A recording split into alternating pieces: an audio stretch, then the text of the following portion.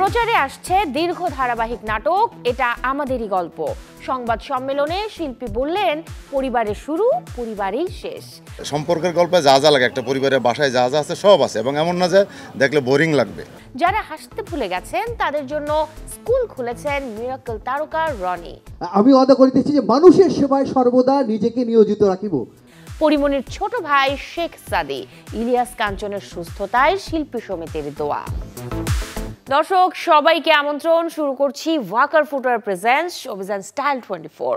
দেশ বিদেশের বিনোদনের নানা খবর সাথে নিয়ে আছি আমি শাহরিন জেবিন। নতুন ধারাবাহিক নাটক বানিয়েছেন নির্মাতা মোহাম্মদ মোস্তফা কামাল রাজ। নাম রেখেছেন এটা আমাদেরই গল্প। নাটকটি প্রচার উপলক্ষে গতকাল হয়েছে সংবাদ সম্মেলন, যেখানে উপস্থিত ছিলেন এর কুশলীরা। দীর্ঘ ধারাবাহিকের এই গল্পে নির্মাতা তুলে ধরেছেন মানুষের জীবন, পরিবারের শুরু, পরিবারেই শেষ। এটা আমাদেরই গল্প, এটা আমাদেরই গল্প। কথা সুরের মেলবন্ধনে শিল্পীদের কণ্ঠে উঠে এলো পরিবারের গল্প, এটা আমাদেরই গল্প। এমন নামে দীর্ঘ এক ধারাবাহিক নাটক নির্মাণ করেছেন মোহাম্মদ মোস্তফা কামাল রাজ। প্রচারের আগে শিল্পীদের নিয়ে বসেছেন ঘরোয়া আড্ডায়, যেখানে আমন্ত্রিত গণমাধ্যম। আমাদের সমাজে একটা পরিবারে নানা ধরনের সমস্যা থাকে, দ্বন্দ্ব থাকে, ভালোবাসা থাকে, মন কষাকষি থাকে, আকাঙ্ক্ষা থাকে, এই সব কিছু মিলিয়েই কিন্তু এটা আমাদের গল্প। আর এটাকে যদি আরেকটা শব্দ লাগিয়ে দিই, আমাদের পরিবারের গল্প এই রকম। আর এই পরিবারের সব সদস্যরা এখানে বসে আছেন। একটা পরিবার দেখব, পরিবারে বড়দেরকে সম্মান করতে দেখব। আমাদের ভেতরে বা আমি বলবো যে ইয়াং জেনারেশন যারা আছে তাদের ভেতরে কিন্তু ওটার একটু এফেক্ট পড়ে, যে বড়দেরকে আসলে এভাবে সম্মান করতে হয়। ক্ষেত্রে সিন করেছি, করে খুব এনজয় করেছি বলতে পারি, এবং আমি খুব আপ্লুত এই পরিবারে যুক্ত হতে পারে। সময়ের সাথে হারিয়েছে যৌথ পরিবারের রীতি।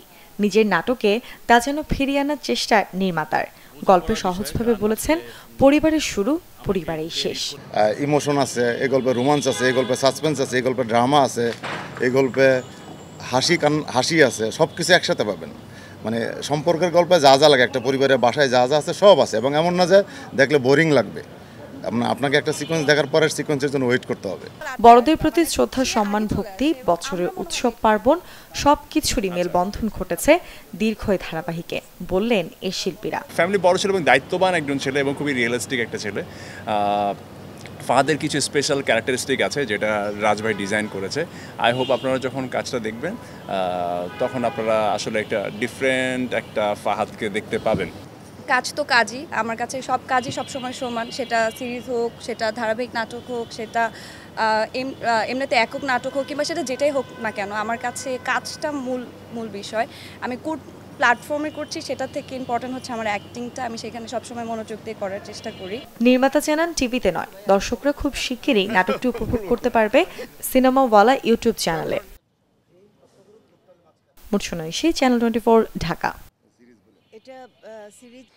গতকাল 5 অক্টোবর ছিল বিশ্ব শিক্ষক দিবস, আর এই দিনে স্কুল খুলেছেন মিরাক্কেল আক্কেল চ্যালেঞ্জার 6 বিজয়ী আবু হেনা রনি। তবে তার এই স্কুলে পড়াশোনা নয়, হবে হাসির গল্প। আরো একটু ভালো করে বললে, যারা হাসতে ভুলে গেছেন মূলত তাদের জন্য এই স্কুলটি খুলেছেন এই স্ট্যান্ড আপ কমেডিয়ান। যে আমি ওয়াদা করিতেছি যে কখনো বাচ্চার গায়ে হাত তুলবো না, যদি খুব দরকার পড়ে পা তুলবো। যারা হাসতে ভুলে গেছেন কিংবা জীবনে হাসির খোরাক খুঁজে পাচ্ছেন না, তাদের জন্যই এক সন্ধ্যায় হাজির হয়েছেন দেশের stand up comedian Abu Hena Roni. খেয়াল করেন, শীতকালে কম্বল বিতরণ করা হয় কিনা সাধারণ মানুষের দুঃখ কষ্টের জন্য। এই মানুষগুলোরে কখনো দেখছেন গরমের সময় ফ্যান এসি বিতরণ করতে? মূলত কমেডির প্রতি তরুণ প্রজন্মের আগ্রহ ধরে রাখতে এবং এই বিষয়ে নানা দিক নির্দেশনা দিতে মিরাক্কেল খ্যাত আবু হেনা রনি নিয়েছেন এক নতুন উদ্যোগ, স্কুল অফ কমেডি, যেখানে শেখানো হবে স্ট্যান্ড আপ কমেডির খুঁটিনাটি। শিক্ষা জাতির মেরুদণ্ড, খুব গর্বের সাথে। কিন্তু দেখেন যে বর্তমান সময়ে একটা বাচ্চার যে স্কুল ব্যাগ, সেটা বাচ্চাকে পিছের দিকে টেনে ধরছে এবং তার মেরুদণ্ড বাঁকিয়ে ফেলছে। উচিত শিক্ষাটা হচ্ছে সেটাই, যে শিক্ষার সব জায়গায় আমরা জাহির করতে চাইবো না, শিক্ষারও সব জায়গায় মানে আমি যে অনেক বড় শিক্ষিত, অনেক বড় কিছু সেটা না, আমার পরিমিতি বোধ থাকবে, সেটাই আসলে উচিত শিক্ষার এই ক্লাসে স্কুলে মূলত সেটাই শেখানোর। শিক্ষক দিবসে ঢাকার বিশ্ব সাহিত্য কেন্দ্রের জাহেদ হাসান মিলনায়তনে আয়োজিত হয় স্কুল অফ কমেডির উদ্বোধন, যেখানে প্রধান অতিথি হিসেবে উপস্থিত ছিলেন জনপ্রিয় কার্টুনিস্ট আহসান হাবিব। এই স্কুলে এসে আমার খুব ভালো লাগছে, এরকম একটা উদ্যোগ নেওয়া উচিত, আর আগেই নেওয়া উচিত ছিল। তো এটা রনি এটা উদ্যোগটা নিয়েছে, এই স্কুলের আমিও একজন ছাত্র হয়ে যাবো ভাবতেছি আর কি। রনি ভাই তো কমেডির বস, আমরা সবাই জানি, অ্যান্ড ওনার কাছ থেকে শেখার অনেক কিছু আছে। আমিও 1 বছর ধরে কমেডি করতেছি, আর ওনার থেকে আমি অনেক কিছু শিখেছি, এখনও শিখছি। আপনারা এই স্কুল অফ কমেডি দেখবেন, ফলো করবেন, ভালো লাগবে, আর সবাই হাসি খুশি থাকবেন। 14 বছর আগে মিরাক্কেল আক্কেল চ্যালেঞ্জার্স মঞ্চে প্রথম আলোচনায় আসেন আবু হেনা রনি। এরপর থেকে স্ট্যান্ড আপ কমেডি ছাড়াও নাটক ও চলচ্চিত্রের দাপটে উপস্থিতি রেখেছেন তিনি। বর্তমানে নতুন উদ্যোগ স্কুল অফ কমেডির মাধ্যমে হাসি দিয়েই দিতে চান জীবনের সুন্দর শিক্ষা।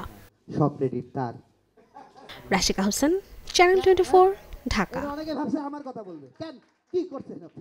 দর্শক, এবারে 1 মিনিটে জেনে নেব দেশ বিদেশের বিনোদনের কিছু খবর। প্রেমিক নয়, শেখ সাদির সাথে পরিমণির সম্পর্কটা ছিল স্রেফ বড় বোন ছোট ভাই। এক অনুষ্ঠানে এসে এমনটাই বললেন খোদ পরিমণি। বলেন সাদি তার ছোট ভাইয়ের মতো। সংসার জীবনের 31 বছর পূর্ণ করলেন নাইম শাবনাজ। 1994 সালের আজকের দিনে বিবাহ বন্ধনে আবদ্ধ হন তারা। এর আগে 1991 সালের 4 অক্টোবর চাঁদনি ছবি দিয়ে চলচ্চিত্রে অভিষেক ঘটে তাদের। ব্রেন টিউমারে আক্রান্ত ইলিয়াস কাঞ্চনের সুস্থতায় দোয়া চেয়েছেন চলচ্চিত্র শিল্পী সমিতি। গতকাল হয়েছে দোয়ার এই আয়োজন। বর্তমানে লন্ডনে চিকিৎসা নিচ্ছেন ইলিয়াস কাঞ্চন। দেশে মুক্তির আগেই ভিন দেশে গেল এফএস নাইম ও আয়েশা খান অভিনীত ছবি শেকড়। কানাডার টরন্টোতে আয়োজিত international film festival of south এশিয়ায় 18 অক্টোবর হবে সিনেমাটির বিশেষ প্রদর্শনী। ছোট পর্দার পর এবারে বড় পর্দায় আসছে ক্রাইম সিরিজ মির্জাপুর। 2026 সালে সিনেমা হলে আলোর মুখ দেখবে এটি। জানা গেছে সিরিজে মারা যাওয়া বেশ কটি চরিত্রকে দেখা যাবে চলচ্চিত্রে। সুশান্ত সিং রাজপুতের আত্মহত্যার ঘটনায় অভিনেতার মৃত্যুর সাথে জড়িত থাকা এবং মাদক মামলা থেকে অবশেষে রেহাই পেলেন মডেল ও অভিনেত্রী রিয়া চক্রবর্তী। তার পাসপোর্ট স্থায়ীভাবে ফেরত দেওয়ার নির্দেশ দিয়েছেন বোম্বে হাইকোর্ট। 2020 সালে জামিনের শর্ত হিসেবে নার্কোটিক্স কন্ট্রোল ব্যুরোর কাছে পাসপোর্ট জমা রাখতে হয়েছিল রিয়াকে। তবে আদালতের নতুন নির্দেশ অনুযায়ী রিয়াকে এবার থেকে আর বিদেশ ভ্রমণের জন্য প্রতিবার ট্রায়াল কোর্টের অনুমতি নিতে হবে না। শুক্রবার তার ইনস্টাগ্রাম হ্যান্ডেলে একটি পোস্ট শেয়ার করেন রিয়া, যেখানে তাকে বিমানবন্দরে দেখা যাচ্ছে হাতে পাসপোর্ট। পোস্টের ক্যাপশনে রিয়া লিখেছেন, গত 5 বছর ধরে ধৈর্যই ছিল আমার একমাত্র পাসপোর্ট। অসংখ্য যুদ্ধ, অসীম আশা। আজ আমি আবার আমার পাসপোর্ট ধরে রেখেছি। আমার অধ্যায়ের জন্য প্রস্তুত। স্বাধীন চেতা নারীর গল্পে আসছে বলিউডের আপকামিং সিনেমা সিঙ্গল সালমা নামের যে ছবিটি নির্মাণ করেছেন নচিকেত সামন্ত। মুক্তি পাবে 21 নভেম্বর বলিউড প্রেক্ষাগৃহে। গল্পটা এবার লখনৌর এক ছোট্ট শহরের মেয়ে, যিনি কিনা সমাজের চোখে একজন বয়স্ক অবিবাহিত নারী হলেও নিজের চোখে সে একজন যোদ্ধা। তিনি প্রমাণ করতে চান জীবনের মানে শুধুই সংসার নয়, নিজের স্বপ্ন আর স্বাধীনতাকেও সমানভাবে গুরুত্ব দেয়া। এমনই এক গল্প নিয়ে বলিউডে আসছে সিঙ্গল সালমা। কমেডি আর ড্রামার মিশেলে পরিচালক নচিকেত সামন্ত বানিয়েছেন এই অনন্য গল্প, যেখানে মুখ্য চরিত্রে আছেন বলিউডের প্রতিভাবান অভিনেত্রী হুমা কুরেশি। সিঙ্গল সালমার ছবিতে তিনি এক মধ্যবিত্ত নারীর চরিত্রে, যিনি সারা জীবন পরিবারকে ঘিরেই কাটিয়েছেন, অথচ সমাজ এখনো তাকে চেনে অবিবাহিতা তকমায়।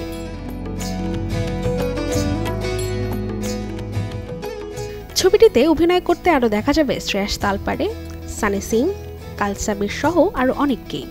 আমল কাঙ্গে স্টুডিওজের ব্যানারে ছবিটি প্রযোজনা করেছেন হুমা কুরেশি নিজেই। আসছে 21 নভেম্বর। দর্শকদের এক ভিন্নধর্মী গল্প উপহার দিতে মুক্তি পেতে যাচ্ছে single Salma. Desk report, channel 24। American কল্পকাহিনী নির্ভর সিনেমা ফ্র্যাঙ্কেনস্টাইন, যার গল্পে আছে ভয়, আছে রহস্য, আছে ঐতিহাসিক আবহ। মেরি শেলির লেখা একই নামের উপন্যাস থেকে এটি নির্মাণ করেছেন গুইলের্মো ডেল টোরো। নেটফ্লিক্সের ডিস্ট্রিবিউশনে এটি আমেরিকার প্রেক্ষাগৃহে মুক্তি পাবে 17 অক্টোবর। অন্ধকার ল্যাবরেটরির মাঝে ঝলসে ওঠে এক বিদ্যুৎ রেখা, আর সেখানেই জন্ম নেয় জীবনের নতুন সংজ্ঞা। ভালোবাসা, ভয় আর সৃষ্টির সীমারেখা মুছে দেওয়া এক গল্প এবার ফিরছে পর্দায়, যার নাম ফ্র্যাঙ্কেনস্টাইন। মেরি শেলির ওমর উপন্যাস অবলম্বনে ফ্র্যাঙ্কেনস্টাইন ছবিটি গুইলের্মো দেল টোরোর পরিচালনায় গথিক সাইফাই আর দার্শনিক ছোঁয়ায় অনবদ্য মিশেলে তৈরি হয়েছে। এই ছবিতে মুখ্য ভূমিকায় রয়েছেন অস্কার আইজ্যাক, যিনি অভিনয় করেছেন এক বিজ্ঞানী চরিত্রে যিনি ঈশ্বরের মতো জীবন সৃষ্টি করতে চান। আর তার সৃষ্ট দানবের চরিত্র দেখা যাবে প্রতিভাবান জেকব এলর্ডিকে। এছাড়া রয়েছেন মিয়া গথ, ফ্লেক্সি, Felix Kammerer, Lars Mikkelsen, David Bradley এবং ক্রিস্টোফ ওয়ালটজ, যারা প্রত্যেকে তাদের নিজ নিজ চরিত্রে আনছেন অন্ধকারের রোমাঞ্চ ও মানবতার প্রশ্ন। চলতি বছরের 30 আগস্ট চলচ্চিত্রটির বিশ্ব প্রিমিয়ার হয়েছে ভেনিস আন্তর্জাতিক চলচ্চিত্র উৎসবের 82তম আসরে। আসছে 17 অক্টোবর সীমিত পরিসরে প্রেক্ষাগৃহে ফ্র্যাঙ্কেনস্টাইন মুক্তি পেলেও বিশ্বব্যাপী দর্শকরা ছবিটি দেখতে পাবেন 7 নভেম্বর থেকে নেটফ্লিক্সে। Desk report, channel 24।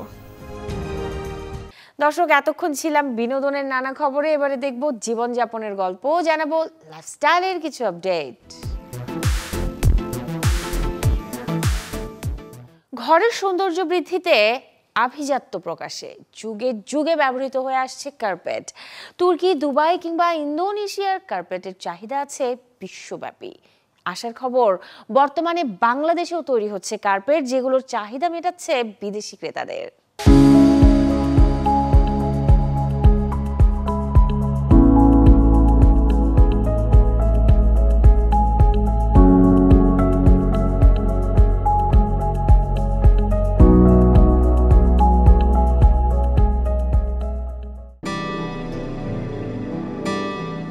মেঝেতে সাজে রঙিন স্বপ্ন, ঘরের শোভা বাড়ায় শিল্পের নকশা। রাজধানীর এলিফ্যান্ট রোডে এখন মিলছে বাহারি কার্পেট, যার রং, ডিজাইন আর নকশায় ধরা পড়ে সংস্কৃতির ছোঁয়া। দেশীয় ফ্যাক্টরি থেকে শুরু করে বিদেশি আমদানিকৃত কার্পেটেও ভরপুর দোকানপাট। বিক্রেতাদের দাবি যে কার্পেট আগে বিদেশ থেকে আমদানি হতো, এখন তার অনেকটাই দেশেই তৈরি হচ্ছে এবং যাচ্ছে এক্সপোর্টে। আগে মাল টার্কি, ইন্দোনেশিয়া থেকে আসতো, এখন 3 বছর যাবৎ বাংলাদেশ ফ্যাক্টরি করছে। ফাইবারগুলো সমস্ত বাইরের থেকে আসে, টার্কির থেকে আসে, ইন্দোনেশিয়া থেকে আসে, বাট আমাদের দেশে এটা বানানো হয়, ম্যানুফ্যাকচার, প্রোডাকশনটা বাংলাদেশে হয়, অর্ডারগুলো সমস্ত বাইরে প্লেস করে। তবে কেউ কেউ বলছেন এখনো টার্কি কিংবা দুবাইয়ের মতো জায়গা থেকে আসা কার্পেটে রয়েছে ব্যাপক চাহিদা। মেইনলি আমরা কার্পেট আনি টার্কি থেকে। এখানে আমাদের দুই প্রকারই কার্পেট পাওয়া যায়, যেখানে হচ্ছে আপনার এটা হচ্ছে আমাদের দেশেই বানায় এগুলো। বিক্রেতারা আরও জানায়, শীতকালকে কার্পেটের সিজন ধরা হলো নিত্য ব্যবহার আর শোভা বর্ধনের কারণে কিছু কার্পেট চলে সারা বছরই। এ কারণে দামও ধরা পড়েছে বিক্রেতাদের অনুকূলে। আমাদের মেইনলি সিজন তো শীতকালটাই, তো শীতকালের আগে হচ্ছে আমাদের সব নিউয়েস্ট কালেকশনগুলো অ্যাভেলেবেল হয় আমাদের শোরুমে। এছাড়া হচ্ছে আপনার আমাদের সারা অল সিজনে যেগুলো ফুল সিজন যেগুলোর মধ্যে কার্পেট হচ্ছে থাকে, সেগুলো হচ্ছে অফিস কার্পেট থাকবে, তারপর আপনার ডিজাইন কার্পেট কিছু আছে, এগুলো থাকবে। শুধু উষ্ণতা নয়, কার্পেট হয়ে উঠেছে ঘরের শোভা আর রুচির প্রতিচ্ছবি। তাই রাজধানীর এলিফ্যান্ট রোডের এই বাজারই এখন ক্রেতাদের ভরসার জায়গা। রাশিকা হোসেন, চ্যানেল 24, ঢাকা। বছরের শেষ ভাগ পার করছি আমরা। 2025 সালে এসে স্বাদের দিক থেকে কোন কোন খাবার জায়গা করে নিল সেরা 5-এর তালিকায়, জানাবো দর্শক এবারে সেই গল্পটা। সেরা খাবারের তালিকায় 1 নম্বরে আছে লোচনা, যা কলম্বিয়ার একটি ঐতিহ্যবাহী এবং অত্যন্ত জনপ্রিয় খাবার, যা মূলত আস্ত শূকরের মাংস দিয়ে তৈরি করা হয়। বড় শূকরের একাংশ, যার ভার এবং অপ্রয়োজনীয় অংশ ফেলে দিয়ে চামড়া সহ এটি রান্না করে। উৎসব, বিয়ে, ছুটির দিনে কিংবা বড় কোনো পার্টিতে এটি পরিবেশন করা হয়। আর বিখ্যাত পিৎজা নাপোলিতানা আছে দ্বিতীয় স্থানে। ইটালির নাপোলি শহর থেকে উদ্ভূত একটি ঐতিহ্যবাহী এবং বিশ্ববিখ্যাত পিৎজা। ইউনেস্কো ওয়ার্ল্ড হেরিটেজ হিসেবে নাপোলিতান পিৎজার তৈরির পদ্ধতি 2017 সালে স্বীকৃতি পেয়েছে। এটি শুধু একটি খাবার নয়, বরং নাপোলির সংস্কৃতি এবং ইতিহাসের অংশ। এরপরে অবস্থান পিকানহার, একটি জনপ্রিয় ব্রাজিলিয়ান গরুর মাংসের কাঠ যা বিশেষভাবে গ্রিল বা বারবিকিউ করে খাওয়া হয়। এটি ব্রাজিল, পর্তুগাল এবং দক্ষিণ আমেরিকা সহ আরও বেশ কিছু দেশে খুবই জনপ্রিয়। পিকানহাকে বড় করে কাটা হয়, সাধারণত সি আকারে ভাঁজ করে কিউ স্কোয়ারে গেঁথে শুধু লবণ দিয়ে সিজন করা হয়, অতিরিক্ত যে কোনো মশলা বাদে। তারপর খোলা আগুনে বা কাঠের কয়লার ওপরে গ্রিল করা হয়, যতক্ষণ না বাইরে হালকা ক্রিস্পি আর ভেতরে জুসি থাকে। তালিকার 4 নম্বরে আছে রেস্তা, আলজেরিয়ান একটি নুডলস বা পাস্তা ডিশ যা উৎসবে পরিবেশন করা হয়।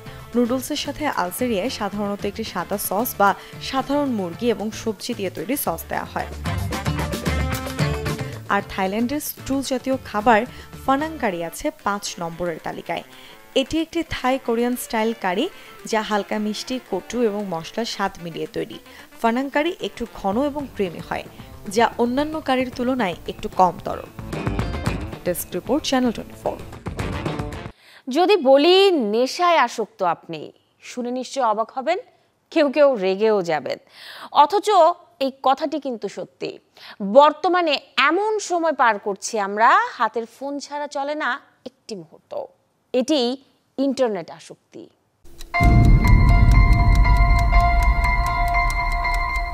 কতটা সময় দিচ্ছেন ইন্টারনেটে?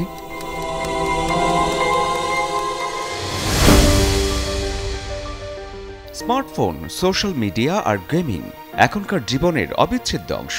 শুধু তাই নয়, অফিস, বাসা কিংবা ক্লাস সবখানেই ইন্টারনেট ছাড়া যেন চলে না এক মুহূর্ত। কিন্তু এই ব্যবহার যদি সীমা ছাড়িয়ে যায়, তখনই শুরু হয় ইন্টারনেট আসক্তি। ইন্টারনেট আসক্তির প্রথম লক্ষণ হল সময়ের হিসাব হারিয়ে ফেলা। ঘন্টার পর ঘন্টা সোশ্যাল মিডিয়ায় থাকা, গেম খেলা বা ভিডিও দেখা, যা পড়াশোনা, কাজ কিংবা ঘুমের সময় কমিয়ে দেয়। আরেকটি বড় লক্ষণ হল বাস্তব জীবনের সম্পর্ক থেকে দূরে সরে যাওয়া। পরিবার, বন্ধু বা কাজের চাইতে মোবাইল স্ক্রিন বেশি গুরুত্বপূর্ণ মনে হওয়া, যার ফলে দেখা দেয় মাথা ব্যথা, চোখের ক্লান্তি, ঘুম কমে যাওয়া, এমনকি মানসিক চাপও বেড়ে যায়। তাহলে সমাধান কি? প্রথমত, সময় বেঁধে ইন্টারনেট ব্যবহার করা। কাজ ছাড়া প্রতিদিন 2-3 ঘন্টার বেশি স্ক্রিন টাইম না রাখা। দ্বিতীয়ত, ফ্যামিলি টাইম বা অফলাইন শখ তৈরি করা, যেমন বই পড়া, হাঁটা কিংবা বন্ধুর সাথে সরাসরি আড্ডা। এছাড়া ডিজিটাল ডিটক্স ডে পালন করা যেতে পারে, যেখানে একদিনের জন্য পুরোপুরি মোবাইল, কম্পিউটার ব্যবহার না করা। প্রযুক্তি আমাদের জীবন সহজ করেছে, কিন্তু আসক্তি জীবনকে জটিল করে তুলছে। তাই সময় এখন প্রযুক্তিকে ব্যবহার করা, তার দাস হয়ে যাওয়ার নয়। শরীফুল হক, চ্যানেল 24। দর্শক, এই ছিল আজকের Walker footwear presents showbiz and style 24 এর আয়োজনে। বিনোদন ও লাইফস্টাইলের সব খবর জানতে ভিজিট করুন আমাদের ফেসবুক পেজ এবং ইউটিউব চ্যানেলে। কাল ঠিক একই সময়ে আবারও দেখা হবে। সেই পর্যন্ত সবাই ভালো থাকুন। আর দর্শক, অবশ্যই চ্যানেল 24 এর সাথেই থাকুন।